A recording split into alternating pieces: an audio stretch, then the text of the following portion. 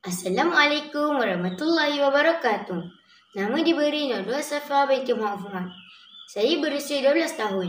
Hobi saya adalah melukis, manakala cita-cita saya ingin menjadi seorang angkasawan. Saya bersekolah di Sekolah Kebangsaan Rahman Cina Besar. Kod sekolah saya adalah MBA 0005. Halaman yang bercetak di dalam buku ini sebanyak 119 muka surat. Buku ini mampu dimilik dan boleh dibaca, yang berharga RM12 di Malaysia, RM14 di Sabah atau Sarawak. Saya tertarik dengan buku ini yang bertajuk BTS Budak Takut Subjek Matematik. Bab kata pepatah, tak kenal maka tak cinta. Buku ini mengisahkan kisah seorang gadis bernama Ain. Ain bersekolah di Sekolah Zara Damansara. Ain merupakan anak kepada Ketua Penelitian Matematik, iaitu Puan Kencana Dewi. Ain ada satu sikap di mana Ain takut dengan mata pelajaran matematik. Punca Ain takut dengan mata pelajaran matematik sebabkan traumanya, di mana kawan-kawannya sering mengejek, merendahkan Ain dan mentertawakan Ain. Setiap kali peperiksaan, Ain mendapat keputusan yang sangat teruk, sehingga membuatkan ibunya berasa malu dan runsing. Ain juga sangat minat kumpulan K-pop, iaitu BTS. Ain selalu mengetahui perkembangan kumpulan K-pop melalui IG. Pada suatu hari, Ain mendapati info bahawa kumpulan K-pop akan datang ke Malaysia untuk membuat konsert. Ain meminta izin kepada ibunya untuk melihat kumpulan konsert itu. Tetapi ibunya menetapkan syarat. Syaratnya ialah Ain harus mendapat A+ dalam mata pelajaran matematik pada peperiksaan pertengahan tahun nanti.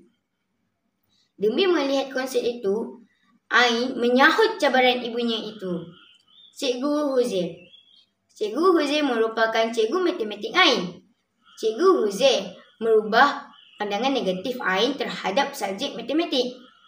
Cikgu Huzair mensarankan bahawa bergurulah dengan Lisha Sandra.